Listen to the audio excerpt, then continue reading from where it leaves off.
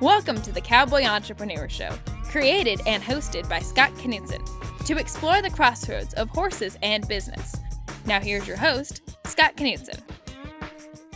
Hi, and welcome to the Cowboy Entrepreneur Show. I'm your host, Scott Knudsen. Thank you so much for joining us today. Whether you're listening to us on the radio on KCAA, our NBC affiliate out in California, or watching our podcast on one of our platforms, we really appreciate you so much. Today we have a great show. We have Greg Dial on the show. And Greg is an experienced horseman. He's a teacher, a clinician. He has such great gentle training methods. I know you're going to love that. He's a published writer, playwright, and we probably will talk a little acting as well. So Greg, thank you so much for being on the show. Thanks for having me today, Scott. I enjoy it. Oh, man, we're going to have a great time. I was looking forward to this ever since Dr. Michael Johnson told me about you a few months ago. And he was on the show, and we had so much fun talking about you. So I guess it's your turn to talk about him. Well, I have a lot I could say about Michael, but Michael and I have been, I consider Michael one of my best friends. And we've known each other for a pretty good while. We met as a result of his having published Healing Shine. And I contacted him about the book. I got the book because the book was slugged as a subtitle of A Spiritual Assignment. And that was something that appealed to me because I always have found working with horses and working with people with their horses to be kind of a spiritual thing on its own. And so this book that he wrote caught me, and it really caught it tugged at my heart. And so I contacted him, and we corresponded via email and became very good friends over email, and then finally met. And over the years, we have developed that friendship into a lot more than that, to the point where he really is a part of my competitive trail group's family. We all are very appreciative of him. He comes and he talks with us on some of our rides and some of our meetings. And that's where, not to jump the gun on the play that we're doing, but that's where that all came from. Wonderful. Wonderful. He's such a great man. I had such fun getting to know him better on the show. And I know the audience feedback was so wonderful. And we'll talk about that play y'all are working on and have done here in a little bit. But so how did you get involved with horses? Was it something when you were a kid you said, I want to ride horses? You grew up that way?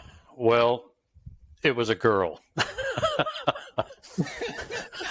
Always is. At the tender age of 6 years old, a girl that I went to elementary school with, I didn't grow up with horses. My father was an engineer, but a girl that I went to elementary school with and fell in love with had horses.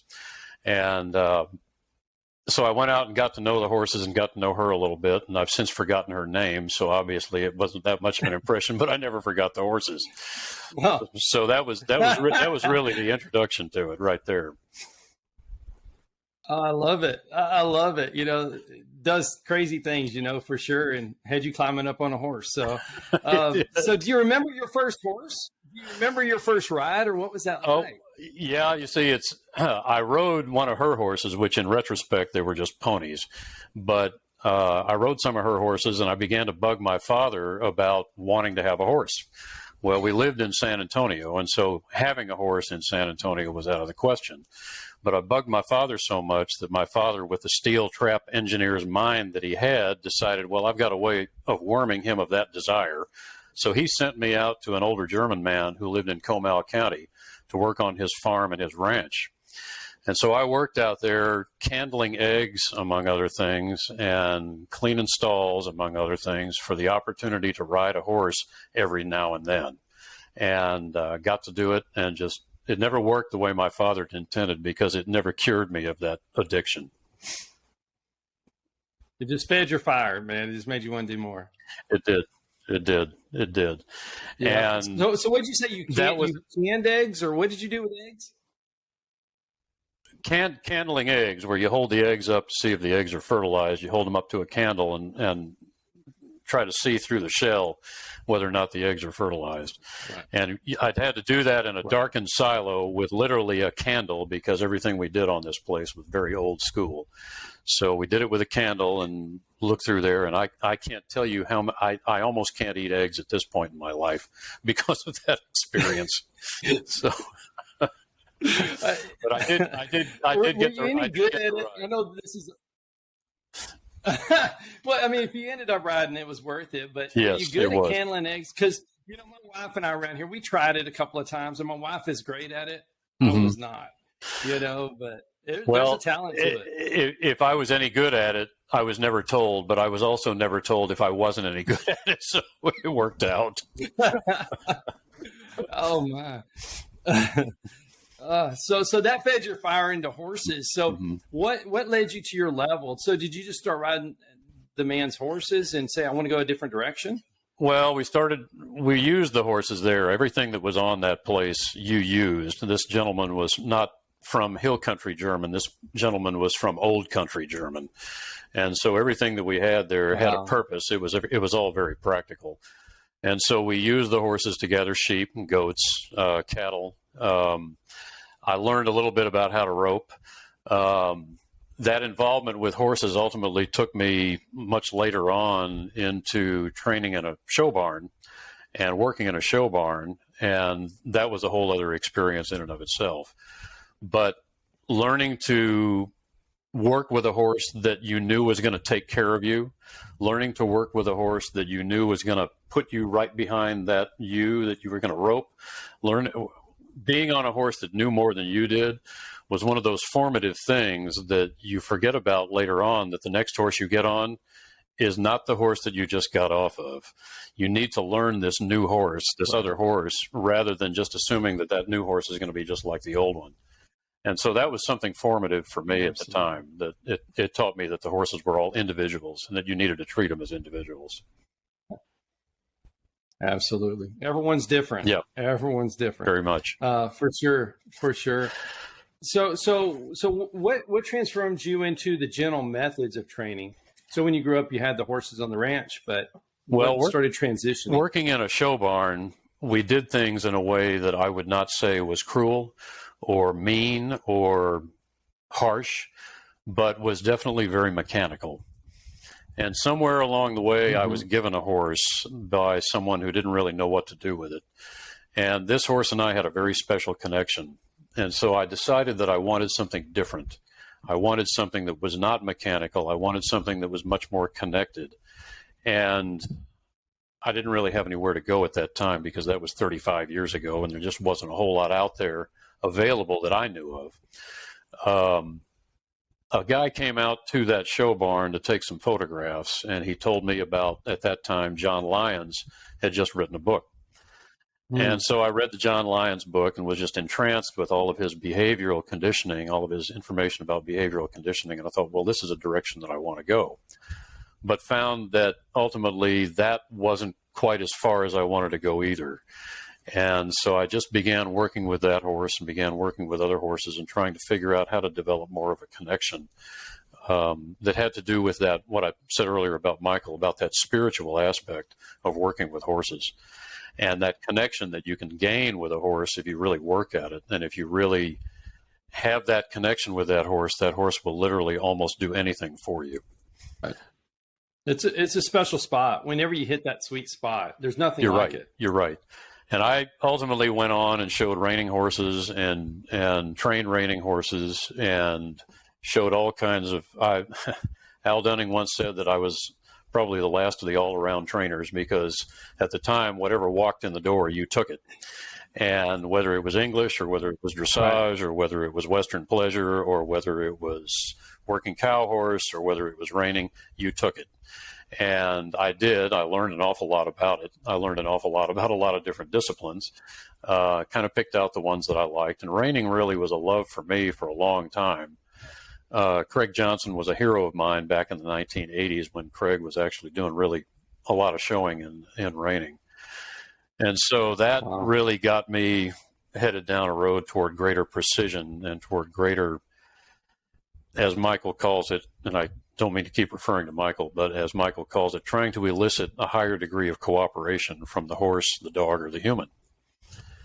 And along about, I think, probably, I would say about 10 years ago, I really began to realize that there was a purpose for me on this earth, and that purpose was to ultimately help people help their horses, become better horses. And so that's really the direction that I began to pursue, going into working with clinics and doing private lessons and doing helping people show and helping people with trying to establish that connection and trying to better that connection in order to get better cooperation from the horse. Man, I love that. What a compliment too. You'll just work with any horse in the barn, anything that comes in. I think it's such a lost art to be able just to jump on any horse and work with that horse. Well, even today, I don't go, there's not a day that goes by that I am not on an unfamiliar horse, a horse that's unfamiliar to me, because giving lessons and doing clinics and working with other people's horses, inevitably you have to get on the horse to find out what the horse knows, because most of the time the people have come to you because they don't know what the horse knows, or they don't know how to get to what the horse knows. And so I'll wind up getting on a horse, or here lately, a mule, which has become something different for me.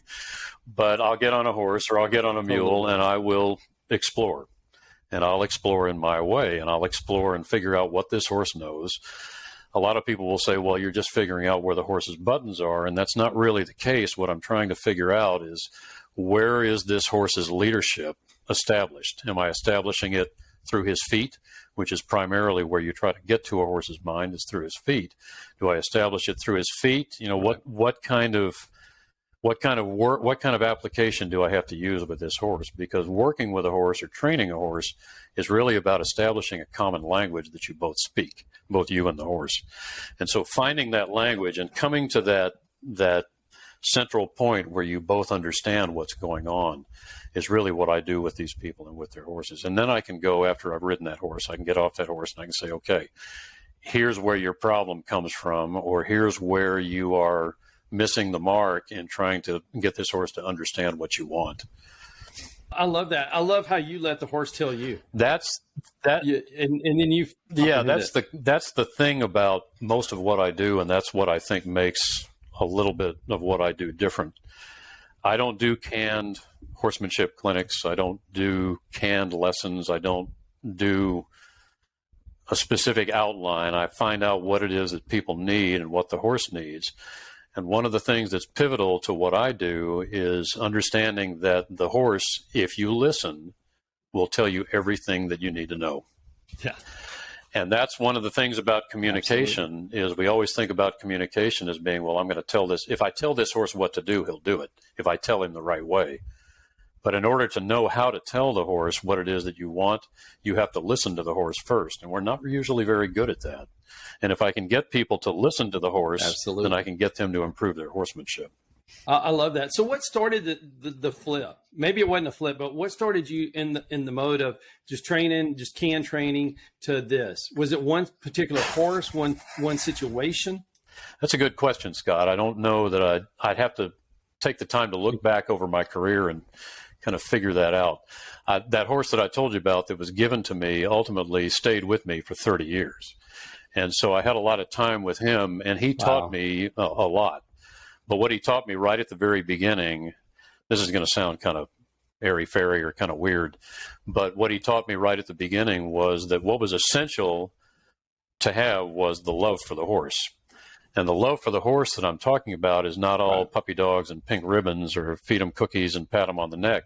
What I'm talking about is an understanding of the basic nature of the horse, not just as a prey animal, which we all understand now, but also understanding what that means in terms of their communication and in terms of their worldview.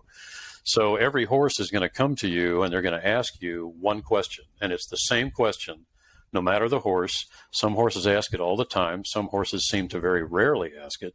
And that question is very simple. Am I safe? Now, if you don't have the answer for that because you didn't hear it, or because you weren't listening, or because you were too busy, or because you have your own agenda and you didn't hear it, that horse is going to say, you know what? I'm taking care of me. You take care of yourself.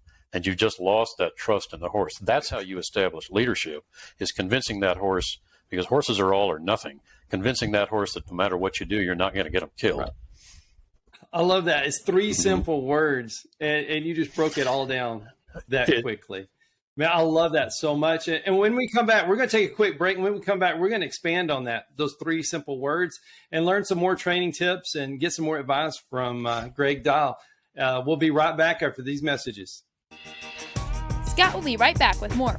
Hi, I'm Scott Knutson, host of the Cowboy Entrepreneur Show, heard on KCAA Fridays, 3 p.m. Pacific. I'd like to talk to you about something I'm very passionate about. Those that know me know I love my coffee. In the morning, afternoon, and even late in the evening, I enjoy a good cup of coffee almost any time of the day. Now, my team at the Cowboy Entrepreneur Show has been working for several months on creating and introducing our own brand of coffee. We wanted to make sure that we got it just right. We don't want to put our name on anything unless we're 100% certain that it's the best product available, and we've finally done it. We have created a wonderful line of coffees, 13 fantastic flavors offered in whole bean, ground, and K-cups, any way you like to brew your coffee. Now, each of our coffees carries our brand, the very same brand that we put on our horses, our trailers, and our chaps. So you know that this is a quality product. And we only use 100% Arabica beans, the very best beans available. Just listen to some of these wonderful blends and flavors. Jamaican Me Crazy, Honduran San Marcos, Chocolate Cherry Amaretto, Breakfast Blend, and my very favorite, Haley's Blend. A coffee so good, we named it after my daughter. You can order these coffees today by going online to javacowboy.com. That's javacowboy.com. And if you order today, you can get an extra 10% off your final purchase just by entering the promo code COWBOY on checkout. Remember, that's promo code COWBOY for an extra 10% off. Just go to javacowboy.com to order your coffee today. Hello, I'm Scott Knutson, host of the Cowboy Entrepreneur Show. I want to tell you about a product I've tried and I love, and I feel the Cowboy Entrepreneur audience will as well. It's Rebellious Infusions. Rebellious Infusions, they're little packets of flavor. And you know, it gets hot in South Texas, over 100 degrees every day. And I like my water, but it's water. So I use these infusions, put them in my water. It makes it cold. It's great flavor, 0 sugar, 0 calories. It's pure energy infusions. Rebellious Infusions. Go to drinkrebellious.com or on all social media platforms. Drink Rebellious.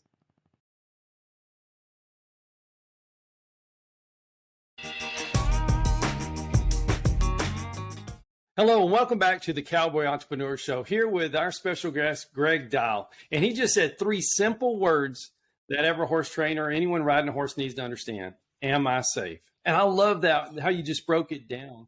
Can you give an example of a situation where maybe that might be great to listen to? Sure.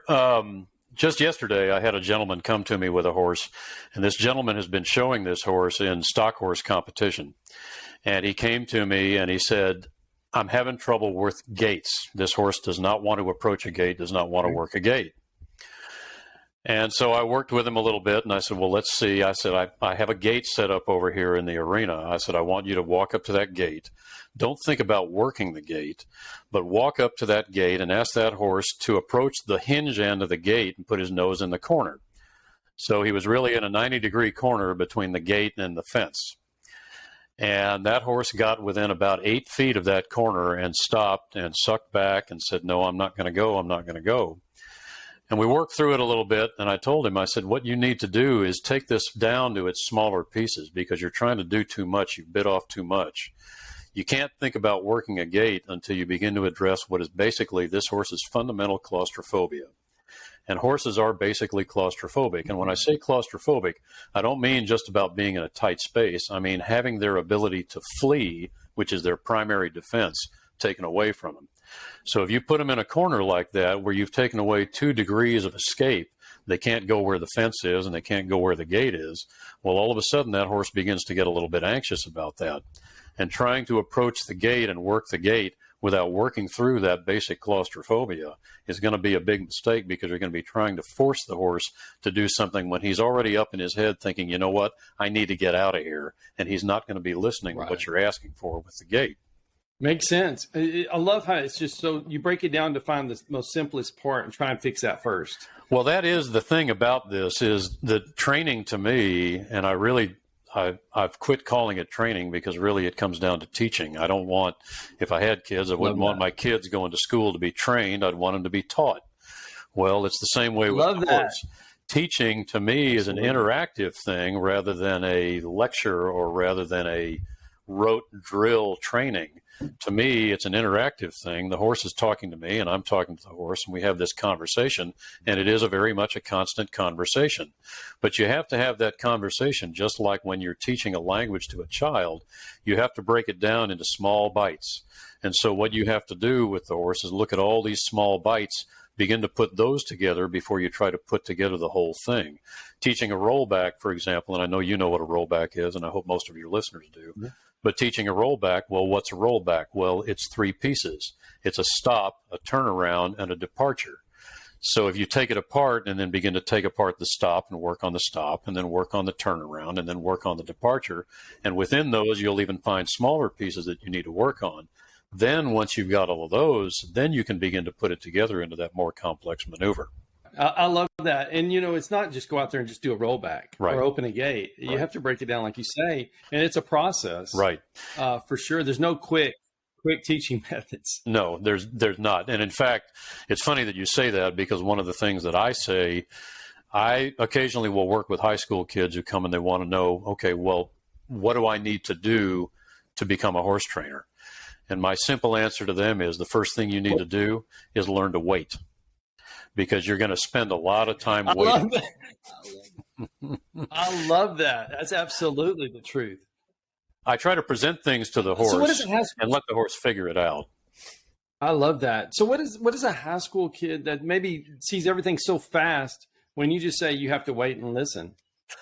Do they comprehend that? Do they understand that? Or they think they do.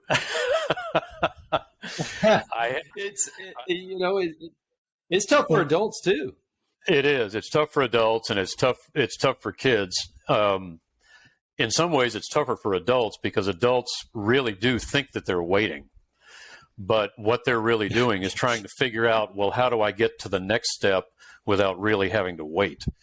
And it's interesting to me that these kids will come in and they'll say, well, what do you mean? I say, well, look, I'm presenting the horse with a scenario or with a problem, and I want the horse to try to figure it out in order to try to learn from that process of figuring it out.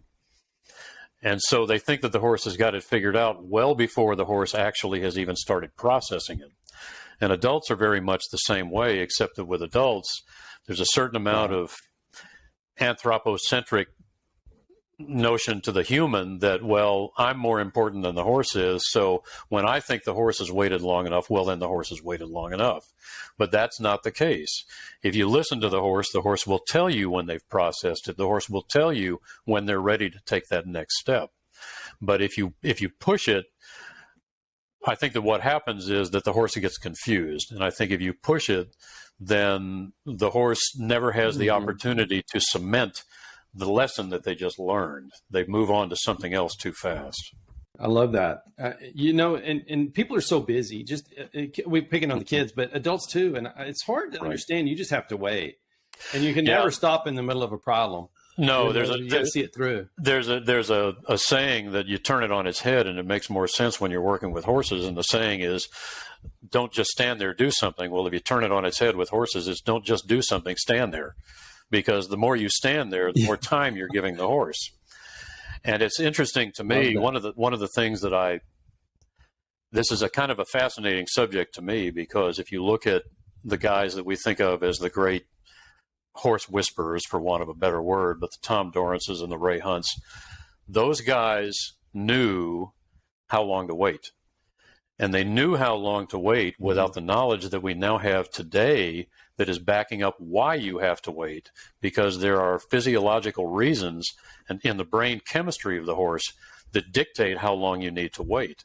And that's what's interesting to me is people like Steve Peters and the trainers that work with him, like Martin Black and Mark Rashid, they are now learning, okay, well, there's a sound physiological basis to why we present this, why we wait for that horse to process, lick, chew, relax, show us that he's ready to move on to the next thing. Well, those guys, the Dorrances and Ray Hunt, they didn't know that at that time. They just did it based on their own instincts, and their instincts were good, but now they're being backed up by the science.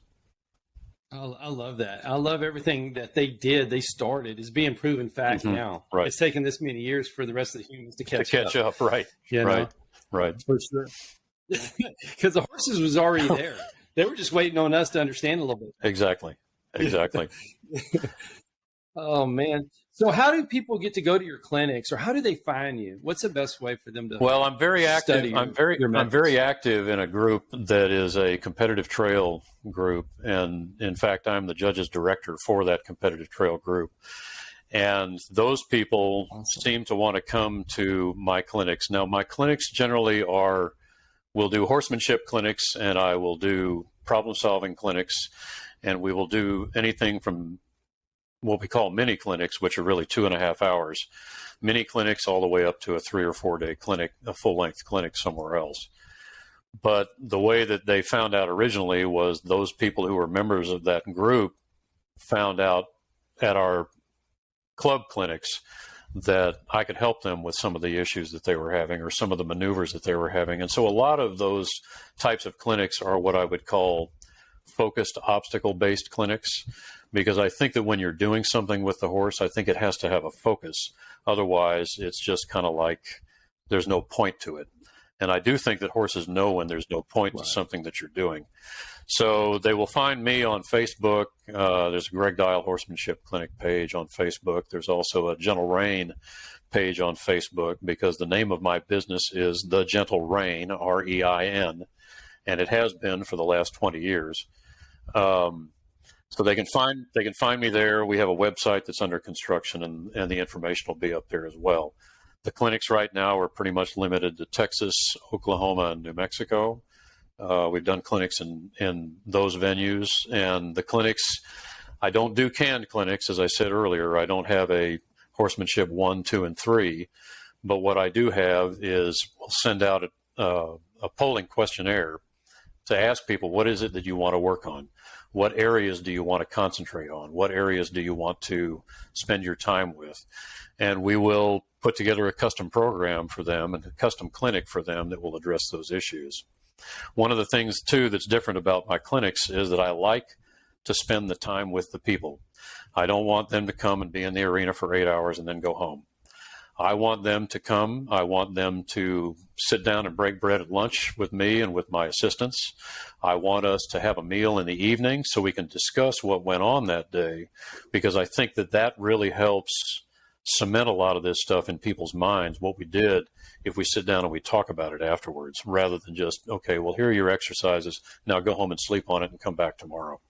I love that. I love how you get to know the people, and they get to spend time with you too. And kind of like you do the horse, you just listen. There's an interesting part of my background. I taught tennis for a very brief period. I taught tennis because I wasn't very good at it, but I was able to teach it for a short while. And I went and I studied some teaching methodology with a guy out in California. And one of the things that he said was, and this, I know other teachers know this, but I did not know it at the time, was that it is up to the teacher to adapt the teaching style to the student's needs. And so you have people who are visual learners, you have people who are verbal learners, people who are oral learners, you have people who are experiential learners, and they have to learn by doing it.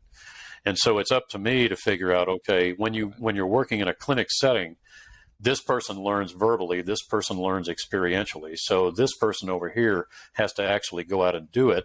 This person has to have it explained to them in such a way that they understand it. And so that is one of the things about clinics, is that you really need to know your people, and you really need to understand pretty quickly how it is that they learn, so that they will learn, so that you can tailor your approach to their needs. I love that. So you're teaching the horse as well as the student. At the same time. The Gentle Rein has, or used to have as a part of its logo, the saying, teaching the horse and training the rider, because very often working with the horse is a lot easier than working with the human, as I'm sure you well know. But working with the horse is a whole lot easier. And I used to be much better able at teaching the horse, but I've gotten, I think, fairly good at teaching the human. And it's not so much teaching them things that involve muscle memory or rote, because I have a saying that if you drill it, you're going to kill it. So we don't do drills, but what we do is we do an exercise or a maneuver or some kind of exploratory behavior with the horse, and then we'll go do something else. but then we can always come back to it. We just don't keep repeating it. So people will come, and the various learning styles come into that, because some people just need to do it and then go do something else and cogitate on it and then come back and do it again. Some people do it once and they've got it. But teaching the horse is a lot more, it's more of a process for me. Getting riders to change the way that they think, and that's really what it is that I'm trying to do, is get them to think about the horse in a different way than they're used to, because we are still, even with gentler horsemanship techniques, we are still very much in that dominance mode with the horse, where we are the human and you will do what we tell you to do, rather than figuring out how to, as a good leader does, how to get people to want to do what you want them to do, how to get the horse to want to do what you want him to do, rather than just saying, you better do it or else. Yeah, right. And that's a tough deal. But once they experience it one time with one horse, they understand. You can just see their face. You can. And there are, and that is one of the things that I'm very proud of. I had one of my clinic attendees put a post up on Facebook several years ago, and she said, if you haven't been to one of Greg's clinics, come to one of Greg's clinics, because you'll have fun, you'll learn something, but most important, you'll leave with your soul intact, because you will have established a connection with the horse, which is what we're all after anyway. You will have established that connection with the horse. And the fun thing for me with people with doing clinics is watching those aha moments, where suddenly something becomes very clear. Yeah. And that changes people. That changes people in such a profound way. And it changes them over time when they're able to do that. I love that. What a high Really. compliment. And to put it on social media so everyone in the world can see that. That's wonderful. It made did. a difference. Made a difference. We'll be right back with Greg Gall after these messages. Thank you for listening to the Cowboy Entrepreneur Show. Scott will be right back with more. For more information on Scott Knudsen, the Cowboy Entrepreneur, visit us online at cowboyentrepreneur.com. Hi, I'm Scott Knudsen, host of the Cowboy Entrepreneur Show, heard on KCAA Fridays, 3 p.m. Pacific. I'd like to talk to you about something I'm very passionate about. Those that know me know I love my coffee. In the morning, afternoon, and even late in the evening, I enjoy a good cup of coffee almost any time of the day. Now, my team at the Cowboy Entrepreneur Show has been working for several months on creating and introducing our own brand of coffee. We wanted to make sure that we got it just right. We don't want to put our name on anything unless we're 100% certain that it's the best product available, and we've finally done it. We have created a wonderful line of coffees, 13 fantastic flavors offered in whole bean, ground, and K-cups, any way you like to brew your coffee. Now, each of our coffees carries our brand, the very same brand that we put on our horses, our trailers, and our chaps. So you know that this is a quality product. And we only use 100% Arabica beans, the very best beans available. Just listen to some of these wonderful blends and flavors. Jamaican Me Crazy, Honduran San Marcos, Chocolate Cherry Amaretto, Breakfast Blend, and my very favorite, Haley's Blend. A coffee so good, we named it after my daughter. You can order these coffees today by going online to javacowboy.com. That's javacowboy.com. And if you order today, you can get an extra 10% off your final purchase just by entering the promo code COWBOY on checkout. Remember, that's promo code COWBOY for an extra 10% off. Just go to javacowboy.com to order your coffee today. Hello, I'm Scott Knudsen, host of the Cowboy Entrepreneur Show. I want to tell you about a product I've tried and I love, and I feel the Cowboy Entrepreneur audience will as well.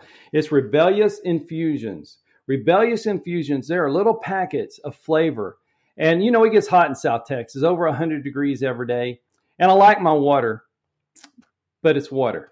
So I use these infusions, put them in my water. It makes it cold. It's great flavor, 0 sugar, 0 calories. It's pure energy infusions. Rebellious Infusions. Go to drinkrebellious.com or on all social media platforms. Drink Rebellious.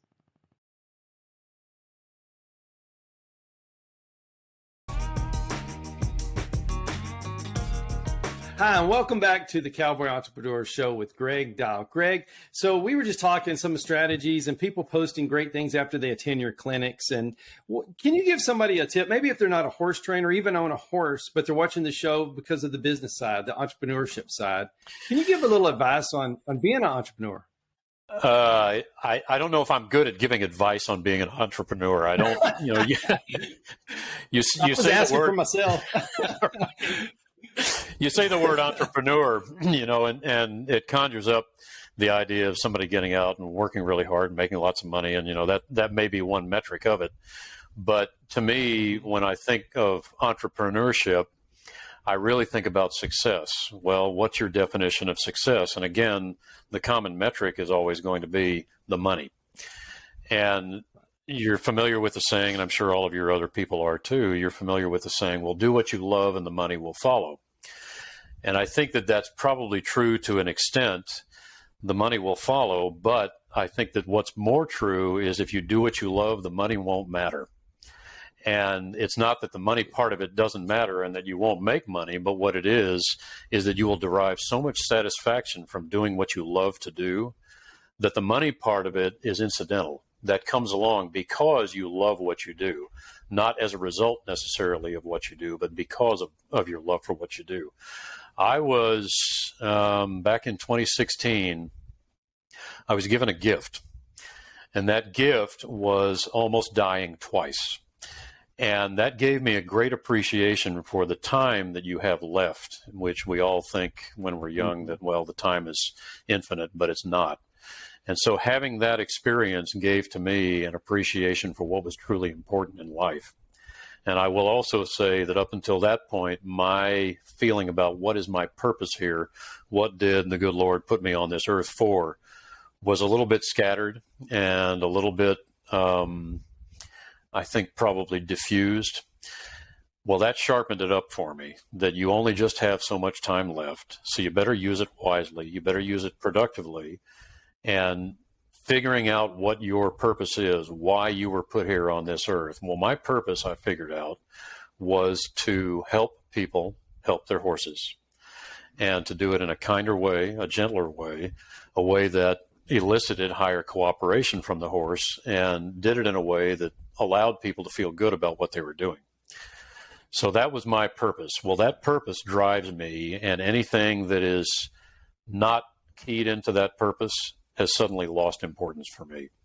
And so all of the things that I used to do as pastimes or as hobbies or spending a lot of time or money doing, those things have all kind of fallen by the wayside. And it's not that I don't enjoy them. It's just that that's not what's important in my life anymore. And so I spend my time and I spend my effort and I spend my energy on that purpose and on following that purpose and on trying to make that purpose real for as many people as I can. So when you ask me what is entrepreneurship, to me, entrepreneurship is success. But for me, success is doing what I love. Man, that's so great, man. That's so beautiful. And it's hard for people to get to that point, but once they're at that point, everything changes. It does. Kind of like and everything changes. And I think that everything also becomes much clearer, because that one of the two of the cornerstones for me of working with horses are consistency and clarity. And it's the same way for me in my life, trying to be consistent and trying to be clear in my life with where I'm bending all of my effort and where I'm putting that energy. And I think that if you love training dogs, if you love painting, if you love carpentry, if you love whatever it may be, those decisions for what you should do will be made for you if you commit yourself to that purpose. And if you don't commit yourself to that purpose, you're going to flounder around like I did for a long time. Oh, man, I'll tell you. So we were talking before the show. We're both in Texas, so it's over 100 degrees every day. And, it is. And we were just talking about training. And you were telling a story where your whole born, you would work the horses so much earlier in the day just to help the horse. So your whole business kind of flipped the time. Right. Would you mind just telling that story? And then I know everybody's going to want to hear about some acting stories. And there are plenty of those. You working where we work, and you do the same thing, working your horses. There's a point at which and I forget what it is because I don't even pay attention to that anymore. I don't even try to get close to that, where you take the humidity and you add it to the temperature. And if that adds up above a certain point, you shouldn't be working your horse. Well, if it's too hot for me out in the sun for more than a half an hour, I'm not going to ask that horse to work out there in that for more than a half an hour. And I'm pretty hardy when it comes to working in the heat because I am a South Texas boy. I've lived here all my life, except for spent 6 years in New York. But I've lived here all my life. I'm used to the heat, but I can't ask these horses to go past that. Bob Loomis used to have a theory that if you ran a horse out of air, and what he meant was if you worked the horse too hard for too long, you were going to lose that horse's trust and you were going to lose that horse's confidence. And basically you were going to break the horse physically. And so I'm real careful about not breaking the horse physically. So yes, if I need to get up at 3 o'clock in the morning, if I have a covered arena with lights, which I don't anymore, but if I still did, if I had a covered arena with lights, I'd get up at 2 or 3 o'clock in the morning and go work horses until the sun came up and then go take my nap and then go rest in the afternoon. But I'd make sure that the horse's welfare is taken care of first. Love that. I love how you just change your whole concept of training for the horse. You do. And just like a business model, you change for your customers. So right. That's great. So let's talk New York. Let's talk New York. So the 6 years you were in New York. Well, so what caused you to go up there? Well, I decided, like so many young people, I'll tell you an interesting story about that too. So many young people that I wanted to go to New York and study acting and get some work going into acting, because it occurred to me that, well, acting would be great because it's very remunerative and it's very interesting because it's different all the time. That's not really the way it is. It's actually it's a very bad way to live. It's a very poor way to live, because at the time that I was trying to do it, I think that if you look at Actors Equity and if you looked at SAG and AFTRA, I think only 3% of the people at the time were making an income above $8,000 a year. And even at that time, that was still just not enough money to get by on. It's also, and I really hadn't been prepared for this, it's also, you deal with a lot of daily rejection. And it's really, really wearing on you to deal with that much nonstop rejection over time. And I finally decided that, this just really wasn't for me. I could spend my life doing something more fulfilling than going to audition after audition after audition. And don't get me wrong, I worked. I actually did work on soaps and worked in film and worked on stage and went out and did Good Night Nurse, went out and did dinner theater. And I mean, I did it all for a while, but and it was what the interesting story I was going to tell you was I did spend a little bit of time out in California, training out in California because I had to have a job, but also auditioning out in California at the same time. And you could go in, and we used to talk about this, that you could walk into a Vons or a Ralph's, which were the equivalent, and they may still be there, but they were the equivalent of H-E-B here, the big food chains, the big food store chains. You could walk in and you could ask any checkout clerk, hey, how's your screenplay coming? And 85% of the time you'd get an answer, well, it's really doing well, or well, it's in so-and-so's hands, or well, it's out there, or well, they said save the brass. So there was always an answer because everybody is trying to do the same thing. So, right. Oh my, save the brass. Just save it. Oh my. Yeah. So what was your favorite acting role? Oh, good. I would probably say one of the most fun shows that we ever did was Lone Star. And so that's a Texas-based play, and it's about a couple of brothers. And that was a fun show to do because it's funny. It was a heck of a funny show. There was another show called I Hate Hamlet, and I Hate Hamlet is a show that is about a guy who's going to come play Hamlet, and he happens to rent John Barrymore's old apartment, and the apartment's haunted with the ghost of John Barrymore.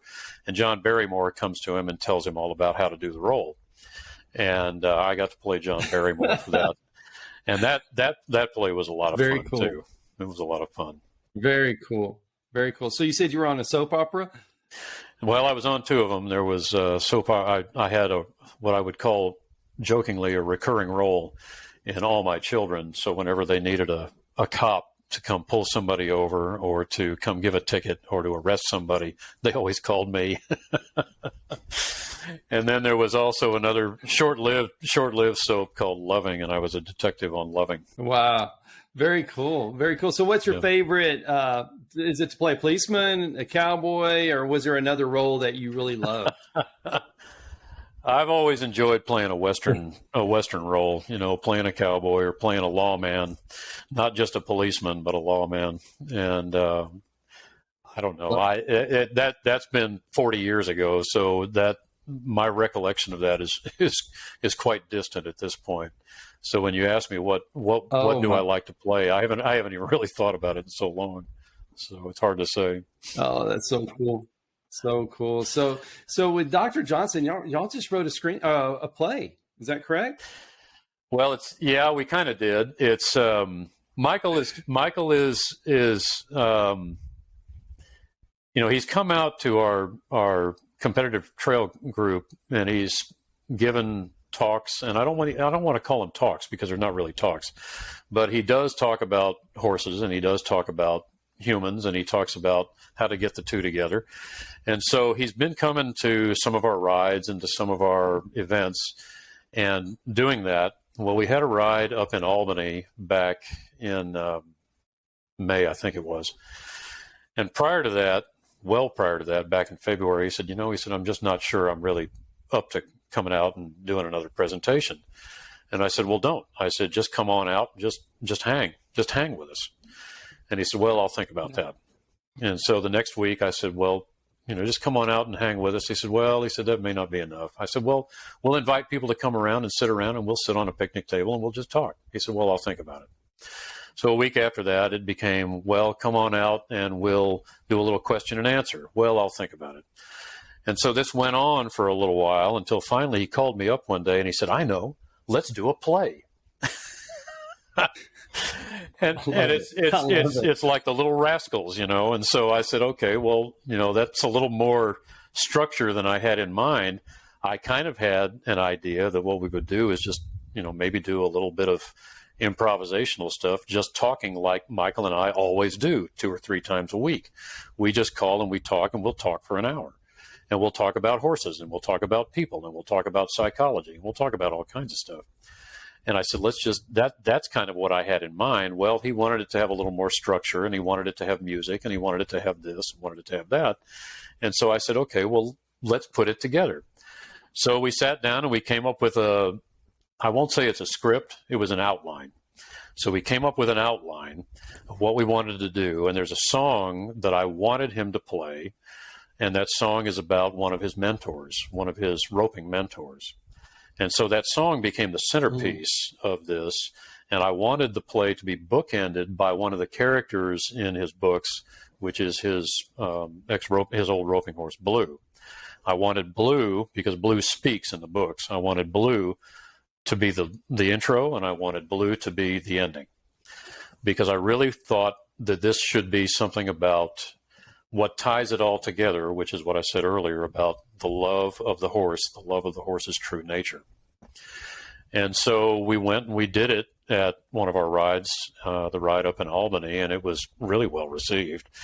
And Michael had a good time doing it, and I had a good time doing it. Mary Marzak was in it. Mary Marzak played a role in this too, who I think you had on your show as well. And I sure did. Okay. Lovely person. And so Mary had a role in it. So we got done with it, and Michael and I talked about it about 2 or 3 days later. He said, let's take it on the road. So we're now looking for a venue, because all of these people that are friends of his and friends of mine who didn't get to see it, now they want to see it. And so we're going to try to find a venue to go do it, and we're going to put it together. So we're supposed to get together this weekend and flesh it out a little bit more. So great. So great. I'm glad you're just listening, and y'all are going to do it for sure. I know people are going to love it. They will. I know it. Yeah, we're going to find out where it is, and then we'll be posting on our social media sites as well. That'll be great. And making sure everybody can find it. Yeah, that'll be great. Yeah. So what's next for you, Greg? Well, what's next for you as we're getting close to the close here? We have, during the summer, this competitive trail group takes a hiatus because it's just too hot to ride. And so we've had 2 months off, and we'll have the month of August, most of the month of August off. We have some fun events that we do in the month of August. But starting up again in September, we will have 2 rides a month all the way through November. And I am, as I said, the director of judging, and I am also senior judge for a couple of those rides. So I have to come up with the obstacles and with the judging criteria for the rides that I'm senior judge for. And so we've got that coming up. I do have a number of larger format 3-day clinics coming up in the fall, and just going to keep on plugging away. I'm working on that website that's under construction right now, and we'll get that done and up and running, which I've been promising to do for almost 20 years, but I'm finally going to get it done. And we'll get that going. But that's that, and I'm kind of dipping my toe in an area that is a little bit different. I'd like to get it started here in Texas. I've always shown ranch horse, stock horse, reining, Western pleasure, all of those kinds of things. But something that I've never done is dressage. I'm not really interested in working in classical dressage, but there is an event that's primarily on the left coast, on the west coast out there in Oregon, Washington, and California called Cowboy Dressage. And it's run by a guy who's from Israel named Eitan Bethalachmi. And I want to get involved in that because it's not dressage like regular dressage to the letters, but it works in a court that you have set up, and there are obstacles within the court and maneuvers that have to be executed within that court. And it's a very precise way of trying to address the Western horse. And that, to me, if you go back to my view of horsemanship progression, first it has to be correct, then it needs to be precise, then it needs to be fluid. And so any movement that you do or any maneuver that you do needs to progress through those phases. And so I think that this is an opportunity, if we can bring it to Texas, this is an opportunity to work that into the kind of work that we do either on the trail or for stock horse or for other events as well. So that's kind of where my head is going. Absolutely. I love it, man. That's a cool deal, Cowboy Dressage. And you're so busy. I love that. And I can't wait to see about the play you and Dr. Johnson put together, and we'll promote that and put that out. And we just appreciate you being on the Cowboy Entrepreneur Show. Well, I appreciate you, Scott. I thank you for the call to come and do this. And I thank you for promoting Michael. I think that, his stuff it just gets my heart. It really gets to my heart. So. Absolutely. Well, thank you so very much. And thank you to everybody who's watched or listened to the Cowboy Entrepreneur Show today. Thanks, Scott.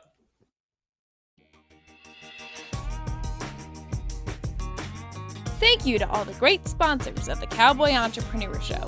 If you or your business is interested in being a sponsor of the Cowboy Entrepreneur Show, please call our office at 830-992-1786 or visit our website, cowboyentrepreneur.com. Hi, I'm Scott Knutson, host of the Cowboy Entrepreneur Show, heard on KCAA Fridays, 3 p.m. Pacific. I'd like to talk to you about something I'm very passionate about. Those that know me know I love my coffee. In the morning, afternoon, and even late in the evening, I enjoy a good cup of coffee almost any time of the day. Now, my team at the Cowboy Entrepreneur Show has been working for several months on creating and introducing our own brand of coffee. We wanted to make sure that we got it just right. We don't want to put our name on anything unless we're 100% certain that it's the best product available, and we've finally done it. We have created a wonderful line of coffees, 13 fantastic flavors offered in whole bean, ground, and K-Cups, any way you like to brew your coffee. Now, each of our coffees carries our brand, the very same brand that we put on our horses, our trailers, and our chaps. So you know that this is a quality product. And we only use 100% Arabica beans, the very best beans available. Just listen to some of these wonderful blends and flavors. Jamaican Me Crazy, Honduran San Marcos, Chocolate Cherry Amaretto, Breakfast Blend, and my very favorite, Haley's Blend.